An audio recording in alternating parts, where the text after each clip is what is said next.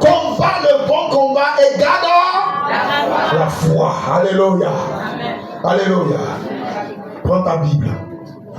1 Timothée, chapitre 1, verset 18 à 19. 1 Timothée, chapitre 6, verset 12. Et 2 Timothée, chapitre 4, verset 7. Ça fait combien de passages que j'ai donné? Ok. Je reprends. 1 Timothée, chapitre 1, verset 18 à 19. 1 Timothée, chapitre 6, verset 12.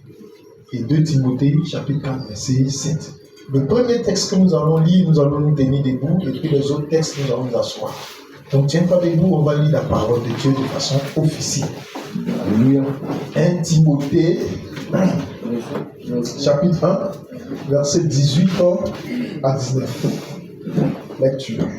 Le commandement que je t'adresse, Timothée, mon enfant, selon les prophéties faites précédemment à ton sujet, c'est que, d'après elles, tu combattes le bon combat, en gardant la foi et une bonne conscience. Cette conscience, quelques-uns l'ont perdue, et ils ont fait naufrage par rapport à la foi. Amen. Amen, hein? Amen. Voilà, quand le Seigneur est assis, toi.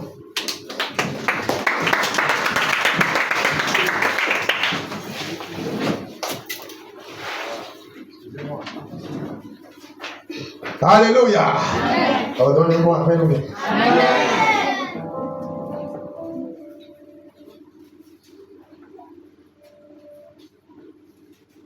On lit les autres passages. On va les lire ensemble et puis je vais les commenter. Le deuxième texte. 1 Timothée 6, 12. Combat le bon combat de la foi. Combat le bon combat de la foi. Saisis la vie éternelle à laquelle tu as été appelé et pour laquelle tu as fait une belle confession en présence d'un grand nombre de témoins. Troisième et dernier passage. 2 Timothée 4, 7. J'ai combattu le bon combat. J'ai achevé la course.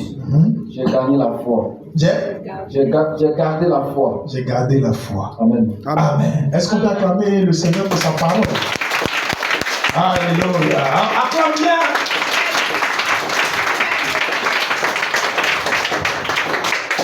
Alléluia. Alors, le texte, le thème dit combat le bon combat. Et fait quoi?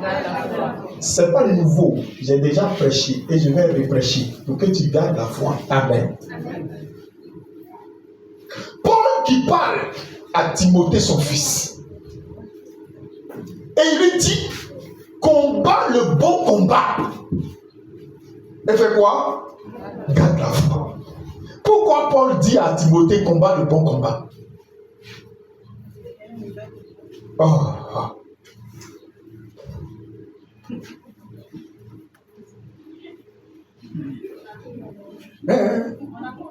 Et vous n'avez rien entendu. Donc dis pour toi.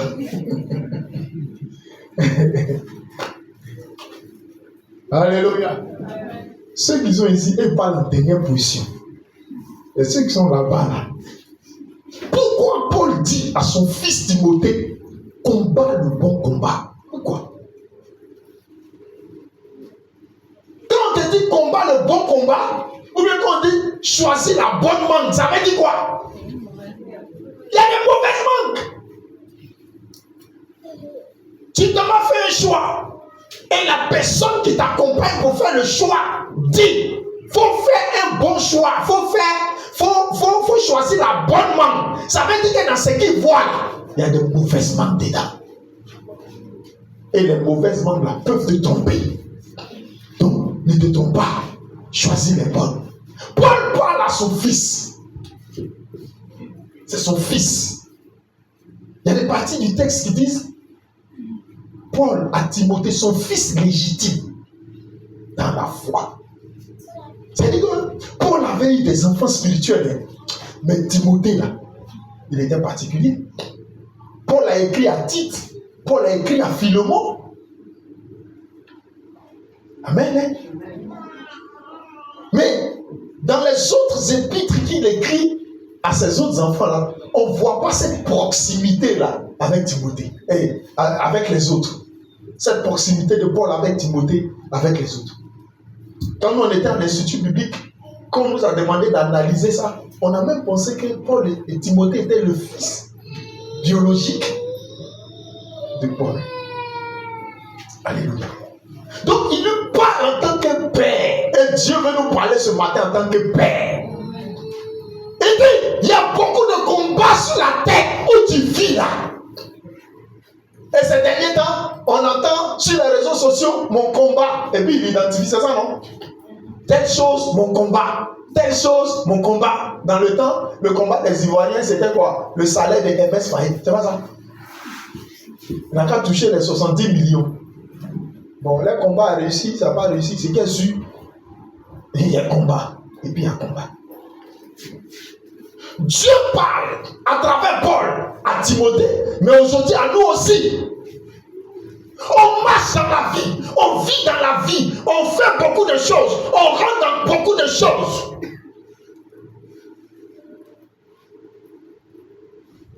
Et on combat plusieurs combats. Paul parle à Timothée et il lui dit, il faut combattre le bon combat. Parce qu'il y a des combats qui sont mauvais. Et souvent, on gaspille toutes nos forces dans les mauvais combats. Des combats inutiles. Des combats qui nous prennent toute l'énergie. Et puis le bon combat, là, on met, c'est-à-dire que dans les mauvais combats, on met 70%, voire 80% d'énergie. Et puis dans les vrais combats, là, on met les 30% ou bien les 20% dedans. Souvent même, les véritables combats, c'est 10%.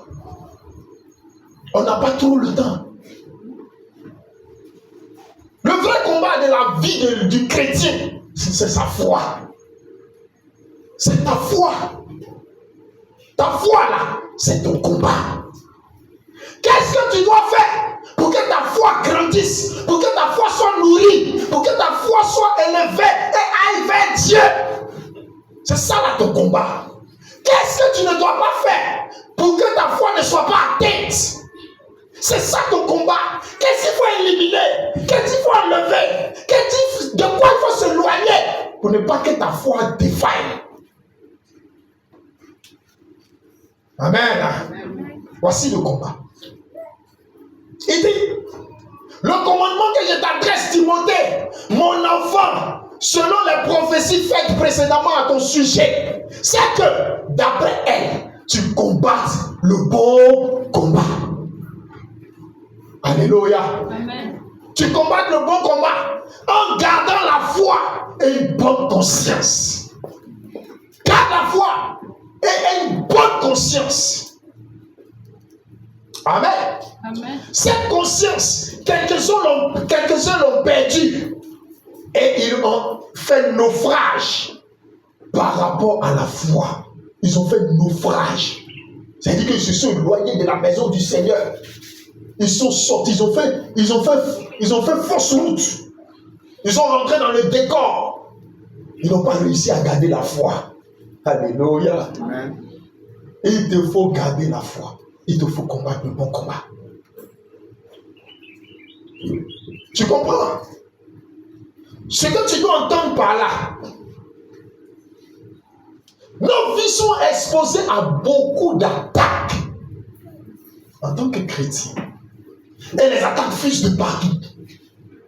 Écoute-moi, un esprit maléfique ne t'attaquera pas s'il ne passe pas par quelqu'un. Amen. Et amen. Hein? Si un esprit maléfique t'attaque en passant par quelqu'un, qui est ton combat? Qui est ton combat? L'esprit maléfique. L'esprit maléfique. Mais est-ce que quand tu combats là, tu vois vraiment l'esprit maléfique? Non, change de combat. Alléluia. Tu es malmené au travail.